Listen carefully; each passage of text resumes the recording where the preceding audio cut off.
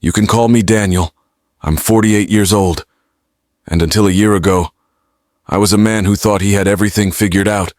I had a beautiful house, a successful business I built with my own 2 hands, and a wife I'd loved since we were kids. Then, one day, she took it all away. Not just the house or the money, but my entire sense of self-worth. She called me pathetic, and for a long time, I believed her. I'm sharing this story because I know so many of you have felt that same kind of gut punch. Maybe it was a marriage that fell apart, a friend who betrayed you, or a family that just didn't see you. If you've ever felt like your entire world was a lie, hit that like button. Seriously, just do it. Let me know you're out there. And if you're watching this and you've been broken, if you're struggling to find your way back from a deep betrayal, consider hitting that subscribe button. Because what I'm about to tell you isn't just my story. It's a roadmap out of hell. And I'm sharing every painful, beautiful step. This is how I went from being told I was pathetic after my divorce to a bank telling me I was worth $27 million. It all started on a Tuesday, in a small courthouse in Knoxville, Tennessee. The air was thick with a stillness that felt like a burial. I stood alone, watching Isabel walk away with her lawyer, her new life already mapped out in a smug little smile. The judge had just finalized the order, handing her the lakeside home I spent 5 years building, brick by brick, board by board, the home where I'd planned to grow old. She got most of the business assets, the retirement accounts, the nice car in the driveway. All I got was my old Ford truck and a duffel bag of clothes, and the papers that said I was officially and legally done. As she passed me, she leaned in, her perfume a cruel ghost of our past. I thought maybe, just maybe, she'd say something about the 20 years we shared, a flicker of remorse, anything, but she didn't. Her eyes were colder than I'd ever seen them, and she whispered just 3 words that hit harder than any judge's gavel. You're pathetic. Daniel. The sound of her voice echoed in my head as I stumbled out onto the street. It was like a physical blow, a final verdict not from the court, but from the person who knew me best. She wasn't just talking about the money or the house. She was talking about me. About the man who poured his heart and soul into building a life for a woman who saw him as nothing more than a temporary means to an end. It was the deepest cut. She didn't even see me as a person worthy of a real fight. I was just something to be discarded, something pathetic. The world spun around me, the concrete sidewalk feeling less solid than the ground I walked on just an hour before. I walked to my truck. A beat-up Ford F-150 that had been my workhorse for a decade. It was the last thing I had left that truly felt like it was mine. I sat in the driver's seat, the leather worn and cracked, a familiar scent of sawdust and oil in the cab. I gripped the steering wheel so hard my knuckles turned white. My whole life, I'd been a builder. I built my body in the Marine Corps. I built a business from the ground up. And I built a home with my own hands. But in that moment, I felt like a pile of rubble. It wasn't just my house that was gone. It was my foundation. And I had no idea how I was going to stand up again.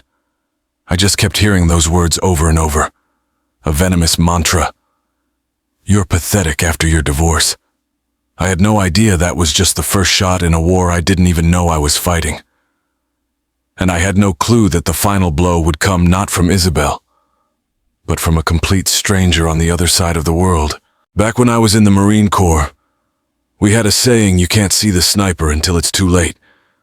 That's how it felt with Isabel. When I first met her, I wasn't looking for a sniper.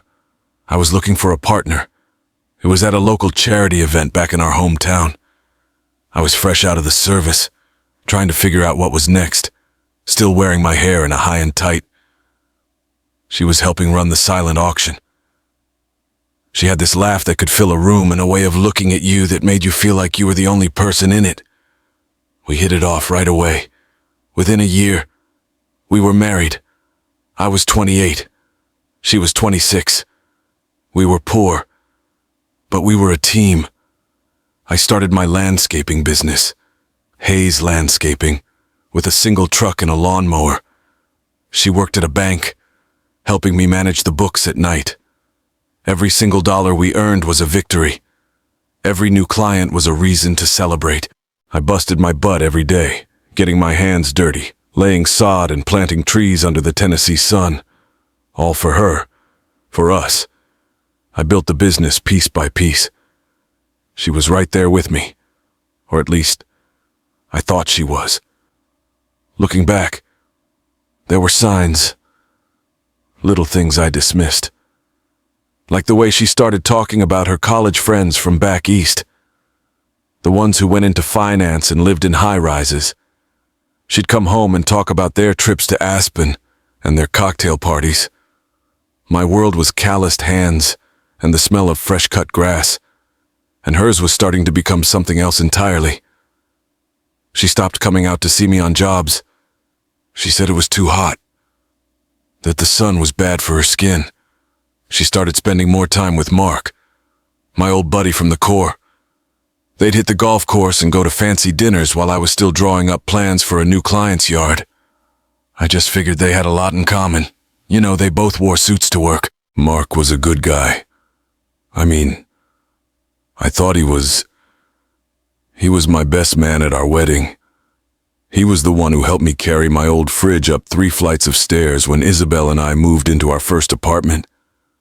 He was the one I called when I needed to vent about a tough day. The one who'd laugh and tell me, "At least you're not getting shot at anymore." I trusted him, more than anyone. It all felt so normal. The late dinners, the country club memberships, the way they started to share inside jokes I didn't get. It felt like growth, like we were finally making it. And in a way, our business grew. We had enough money to buy land on the lake, a beautiful piece of property with a sprawling view of the water. I spent every spare moment on that land, building our home from the ground up, a testament to everything we'd worked for. Every nail I drove, every beam I set, was a promise to Isabel that I would give her the life she deserved. I poured every ounce of my sweat and soul into that house. What I didn't see was that while I was building our future, they were busy building something else. Something in the shadows. Something that would eventually bring my entire world crashing down. I was so focused on the foundation, I didn't notice the rot setting in. I was too busy living the dream to see the nightmare taking root right beneath my feet. And the worst part, the person who had seen it all coming tried to warn me. He saw the sniper from a mile away, but by then, it was already too late. I was too far gone, and the warning signs he'd given me, years before, were buried under a mountain of my own stubborn hope. My business, Hayes Landscaping, had grown. We were successful enough to leave the small rental and buy a big piece of land on a quiet lake. It was the kind of place you see on postcards, with tall pines and a dock that stretched out over the water. I looked at that land and I didn't see a project. I saw a future. My hands were my tools, and I was going to build a home that was a monument to our lives, to our love. Isabel. She saw it differently. To her, it was an investment, a stepping stone to a better social life. She talked about the country club, the summer parties, the neighbors she wanted to impress. I just wanted to sit on the back porch with her and drink a beer after a long day. She started traveling with her friends, going to places like Napa Valley for wine tasting tours. When she was home, she was on her phone, planning charity events and social gatherings.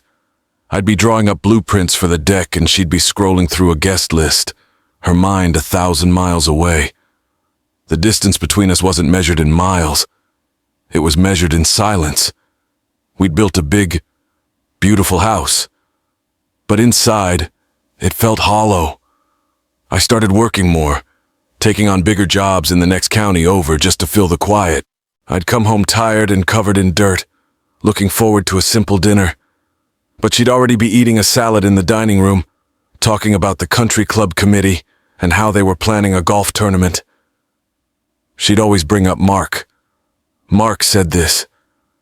Mark thinks that he became this ghost in the room, a perfect, polished alternative to my boots-on-the-ground reality.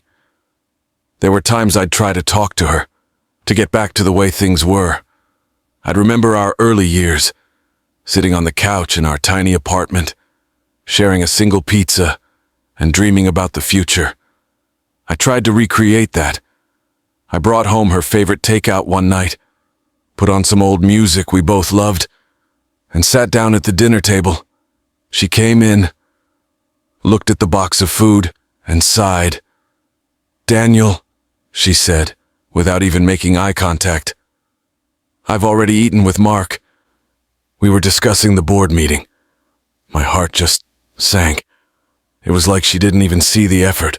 My small, tired gesture of love was just an inconvenience. I started to feel invisible, like I was a ghost in my own house. I'd sit on the dock at night, long after the sun had gone down, just staring at the lake, thinking about how we got so far away from each other.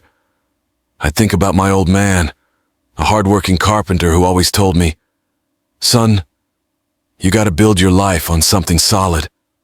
I thought I had. I thought I'd built our life on love and trust. But I was starting to realize that the foundation had been crumbling for a long time, and I was too stubborn to see it. It's strange how a memory can hit you. I was sitting there, feeling lower than I'd ever felt, and I remembered a conversation with my Uncle Arthur years ago, when Isabel and I were just starting out. He was a quiet man, a widower, but he had a way of seeing things others missed. He looked at me that day and said, "Daniel, remember this, the most beautiful things in life aren't always what they seem. Sometimes they're just an illusion, a fragile house of cards waiting for the wind to blow them down." I didn't get it then. I thought he was just an old man, out of touch. I just smiled, put my arm around Isabel and said, "Don't worry, Uncle. My foundation's rock solid." I didn't know how wrong I was. The cracks in my marriage weren't from a lack of effort. They were from a lack of honesty. And I was about to learn that you can't build a life on a lie. The whole thing was about to come crashing down. I just didn't know that the storm was already here. My world wasn't a house of cards. It was a dam. A concrete, steel-reinforced dam that I had spent years building, believing it could hold back any flood. What I didn't realize was that the leaks had been there for a long time, and the pressure was building. I just hadn't noticed. Or maybe I hadn't wanted to. I was too busy patching the small cracks to see that the entire foundation was failing. The pressure finally burst one hot Saturday afternoon. I was working a job in Nashville, a huge landscaping project for a tech firm. It was supposed to be a 6-week job, but we were ahead of schedule, so I decided to surprise Isabel. I called her, but she didn't pick up. I figured she was out with her friends, maybe at the country club. I drove home with a goofy smile on my face, already picturing her reaction. I had a gift for her, a small, intricate necklace I'd seen in a store window. It wasn't flashy or expensive, but it was just a little something to show her I was thinking of her. I wanted to tell her I missed our time together, that I missed the old us. When I pulled into the driveway, I noticed something strange. Mark's truck was parked in front of the house. That wasn't unusual. He came by now and then to grab a beer, or help me with some small repair. But this time, something felt different. The house was too quiet. The air was too still. I walked in the back door, past the kitchen, and I heard it, a laugh. It wasn't a loud, boisterous laugh. It was soft, muffled, Isabel's laugh. That same laugh she used to give me when I would tickle her behind the knees, the one that made her eyes crinkle at the corners. But it wasn't meant for me this time. My gut told me to turn around, to walk out the door and pretend I never came home. But my feet kept moving. They carried me up the stairs, each step heavier than the last, my heart pounding in my chest like a drum. The house, which I had built to be my sanctuary, suddenly felt like a cage. When I reached the bedroom door, I heard Mark's voice, then hers again. My hand trembled as I pushed the door open. There they were. My wife, my best friend. They were on the bed, but it wasn't what you're probably picturing. They weren't scrambling to get their clothes on. There was no shame, no panic, just a quiet that follows when two people have been caught but don't care enough to explain it. Mark scrambled to pull his shirt on, but Isabel didn't move. She just sat on the edge of the bed and looked at me. Her face didn't change, not a flicker of guilt. She crossed her legs, fixed her hair, and said in the calmest voice I'd ever heard, "You're early. Daniel, I thought you were working." Hank tried to say something. I don't remember the words. Something about things being complicated. A hollow, weak apology. I wasn't listening. I turned and walked out. I didn't scream. I didn't punch the wall. I went down to the garage, sat on a stack of plywood, and stared at the floor for what felt like an hour. Everything that had been brewing over the last few years suddenly made sense. The late nights, the fake smiles, the way she started pulling away, the way my simple gestures of love were met with disdain. It was all a lie.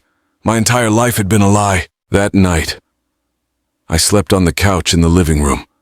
The necklace I had bought for her stayed in its box on the counter. The next morning, it was in the trash, and Isabel had filed for divorce. There was no argument, no begging, no pretense. She was done, and she wanted what she thought was hers. Half. More than half. If she could get it. I tried to be civil. I told her we could settle quietly. She laughed and said, "You're the builder. Daniel, not the brain. Let the court decide." She hired one of the most expensive divorce attorneys in the state.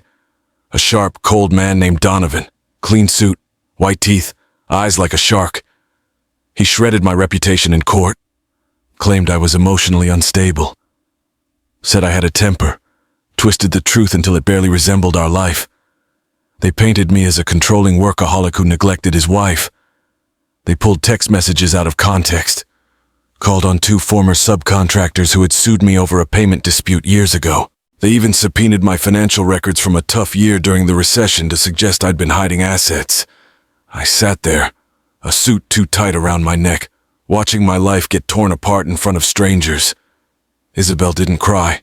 Not once. She wore a black dress, hair pinned up, legs crossed like she was attending a fashion show instead of a courtroom. After 9 long months of hearings and legal battles, the judge issued his ruling. The house was hers. Most of our savings. Hers. Retirement account split. My tools. My truck. And the small, sparse apartment I'd rented just to have a roof over my head. That was what I got. I wasn't surprised by the decision. I was surprised by how empty I felt when it came down. Not angry. Not sad. Just numb. Like I'd been watching someone else's story play out and I was just the guy in the background. My whole life had become a punchline. I was the guy who got cheated on by his wife and best friend. The guy who lost everything. The guy who was truly pathetic. I didn't know it then. But this wasn't the end of my story. It was just the end of the first chapter. And the next chapter was about to begin with a bang. That afternoon, after leaving the courthouse, I didn't have a plan. I couldn't face the white walls and stale air of that rented apartment. Instead, I got in my truck and drove north. I just needed to get away from everything that reminded me of what I had lost. The lakeside house, the successful business, The dreams I had foolishly built. It was all a mirage. I drove for hours, the sun setting in my rearview mirror, the world turning to a soft, bruised purple, and then to black. I ended up at a diner off Route 70. It was the kind of place with red vinyl booths and a waitress who called everyone Hun. I parked the truck, killed the engine, and just sat there in the dark. The silence was deafening. My phone buzzed in my pocket. I knew it was Isabel or her lawyer trying to rub it in. I ignored it. Rumor was he moved to Europe, made a fortune, and then vanished from the face of the earth. I cleared my throat. Yeah, Arthur was my uncle. Why? The man, with a thick European accent, continued. Mr. Hayes, you are the sole listed beneficiary to a dormant account. We are required to contact you before its automatic liquidation. The account has not been touched for 20 years. Your uncle gave specific instructions to release the funds only after a certain legal condition had been met. My blood ran cold. What condition? We were instructed to wait until you were no longer legally bound by a marriage license. Sir. The words hit like a gust of cold air. I sat up straighter, my hands trembling. What kind of funds are we talking about? There was a pause. The man's voice was calm, almost unnervingly so. The account contains 27,894,121.77 UCS dollars as of this evening's statement. I didn't speak. I couldn't. My hands started to shake uncontrollably. I looked down at the dashboard of my truck, as if the numbers might show up there to confirm what I had just heard. The man on the other end asked if I was still on the line. Yes, I managed to say. Barely. He explained that my uncle had transferred a series of investments, including private equities and bonds, into this account over a span of 10 years before vanishing from the financial world. The money had grown slowly, consistently, waiting in a vault protected by silence and legal shielding. I asked why I hadn't been contacted earlier. Your uncle was meticulous, the man said. He did not trust your spouse, his words, not ours. He instructed us to wait until your marital status changed. He said, and I quote, Daniel needs to be free before he remembers who he is. The phrase stunned me. I remembered Arthur saying something similar when I was a teenager. He had taken me fishing once, and I remembered him saying, Money's just a mirror, kid. It'll show you who you are. Just make sure you know who you are when you see the reflection. I had never forgotten that, even when I didn't understand it. The banker continued, We require your physical presence in Zurich to process final identification and paperwork. We will cover all travel and accommodation expenses. The funds can be transferred wherever you designate. I didn't say yes right away. I told him I needed time. He understood and gave me a direct contact number. After the call, I sat there in the dark cab of my truck, gripping the steering wheel like it was the only solid thing in my life. I looked up at the stars through the windshield. Somewhere out there, my entire reality had just shifted. But I didn't feel powerful.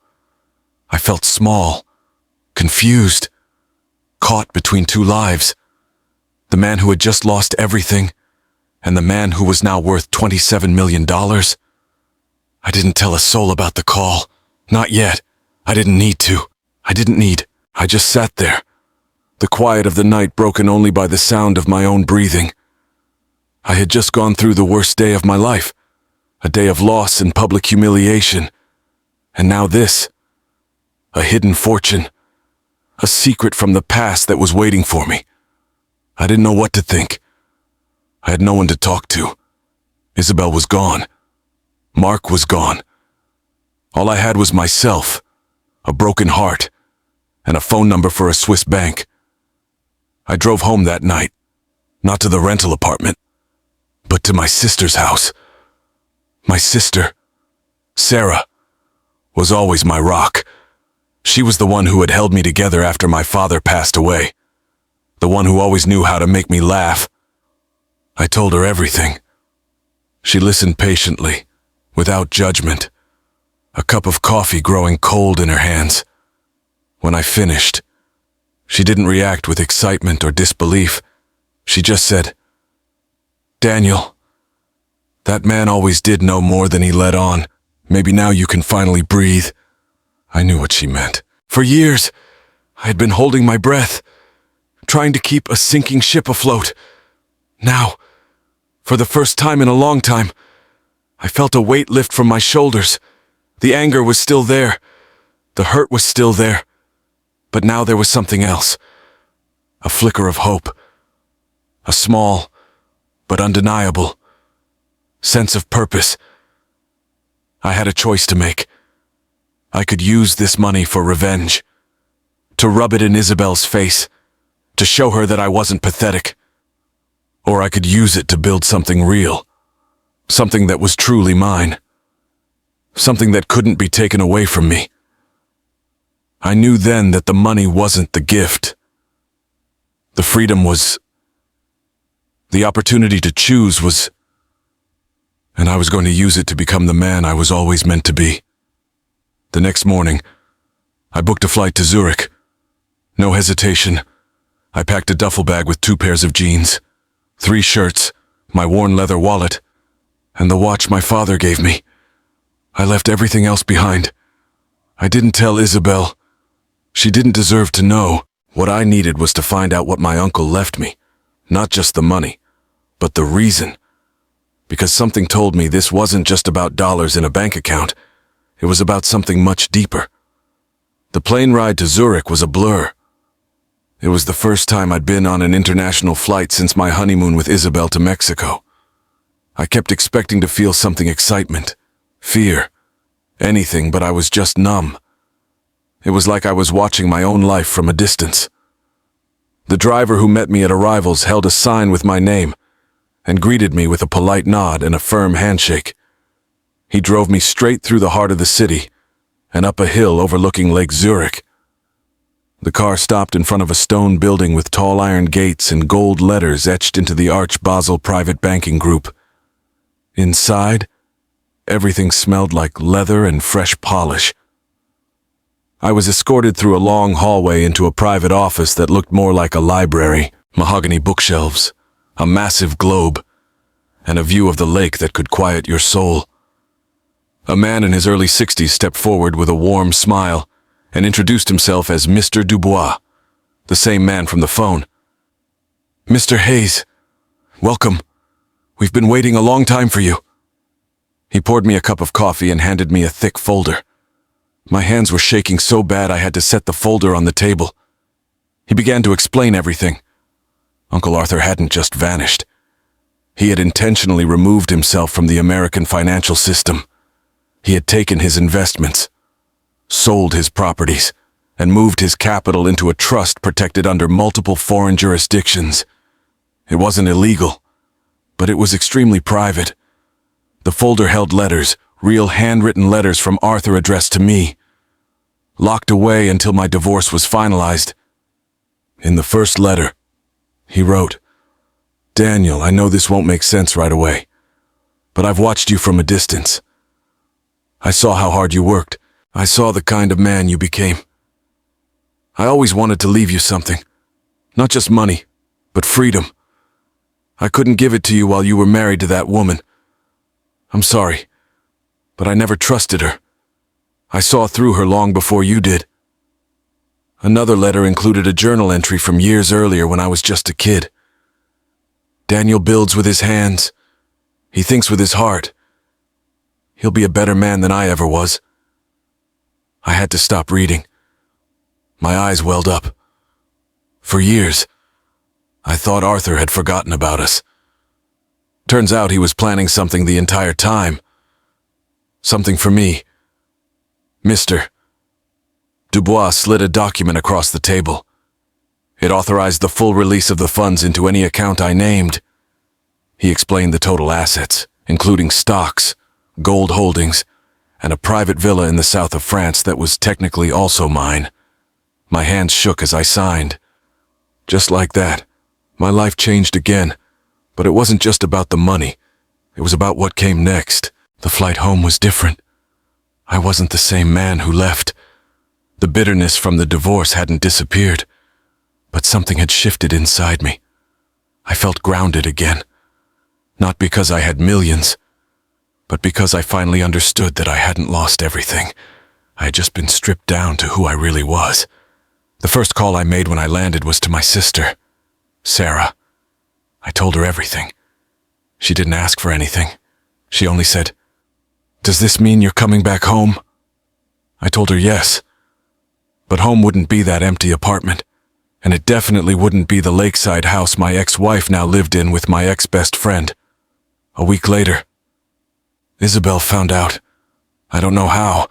Maybe the legal filings were public, or someone she knew at the bank gossiped. She called. I let it ring. She called again. This time, I answered. "Daniel," she said, her voice softer than I'd heard in years. "I made a mistake. I never stopped loving you. I was angry and confused. We could try again." She even tried to cry, but the sound was thin, like a performance. I let her talk. I let her spew the hollow words she thought I wanted to hear.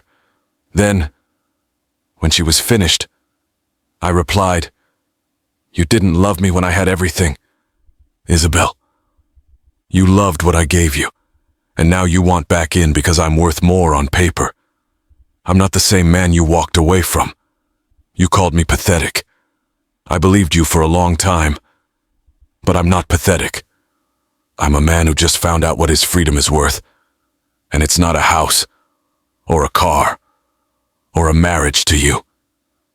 She started to cry for real then, a sound that finally held some weight, but it was too late. I waited a beat. Then I said, "I forgive you, Isabel, but I'll never forget what you said to me outside that courthouse, and I'll never be yours again." I hung up. Mark tried calling, too. He left a message. "Daniel, man to man, I messed up. Things got complicated. I should have been honest." I deleted it without listening to the rest. I didn't need apologies. I didn't need revenge. I needed peace. And I found it.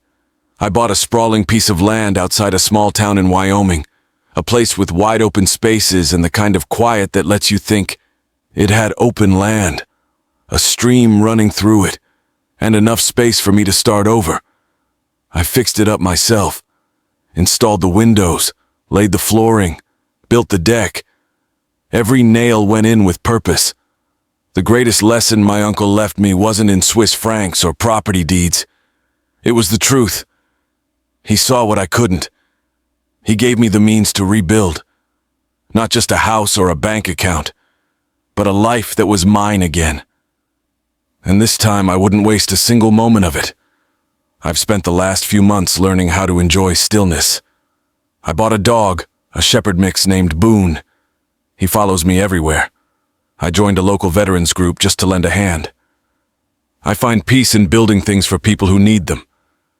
Ramps, decks, benches for parks. It reminds me that the work of your hands still matters no matter how heavy your bank account gets. I also made a decision. I took a portion of the money and started a foundation, the Hayes Grant, to help single fathers who are rebuilding after divorce. I remember those nights sleeping in my truck, not knowing where to go, feeling like the world had shut me out. No man should ever feel that alone. If I can help even one of them get back on their feet, then maybe all of this, everything I lost and everything I gained, will mean something more. The greatest lesson I've learned is this: your worth is not measured by what you lose or what you own. It's measured by what you can rebuild when everything is stripped away. Money didn't fix me. It didn't heal the betrayal or erase the pain, but it gave me a second chance, and I used it to become the man I used to be before life wore me down. I wake up most mornings before the sun, just like I always have. Old habits stick, but now, instead of rushing out the door in work boots with a thermos full of black coffee, I sit on the porch of my new home and listen to the quiet. The house isn't some flashy mansion. It's a ranch-style place with a long gravel driveway, an old oak tree out front, and a creaky porch swing I built with my own hands. I don't need marble floors or million-dollar chandeliers. I just need honesty, peace, and the kind of silence that comes without guilt or shame. My sister Sarah visits often. She brings her guitar, sits on the edge of the porch, and strums while I grill steaks or just sip coffee. She tells me about her life, her goals, her ideas for opening a small bakery. I offered her the money to start it, but she just smiled and said, "I'll earn it myself." Daniel, that's what you taught me. That's how I know she'll make it. She's got my stubborn streak and our father's determination. She sees the best of me, not the broken man I used to be. She's the kind of family you choose, and I'm thankful for her every day. Isabel never called again after that one phone call. Mark never showed up at my door. The life they chose is theirs to carry. I don't wish them pain, but I no longer carry any part of their story on my back. I've spent the last few months learning how to enjoy stillness. I bought a dog, a shepherd mix named Boone. He follows me everywhere. I find peace in building things for people who need them. Ramps, decks, benches for parks. It reminds me that the work of your hands still matters no matter how heavy your bank account gets. The tools in my truck, the ones I thought were all I had left, they've become my way of giving back. They're a reminder that my purpose isn't gone. It's just changed. It's no longer about building a home for someone else. It's about helping others build their own lives. The greatest lesson I've learned is this: your worth is not measured by what you lose or what you own. It's measured by what you can rebuild when everything is stripped away. Money didn't fix me. It didn't heal the betrayal or erase the pain. But it gave me a second chance. It gave me the freedom to choose a life that was truly mine.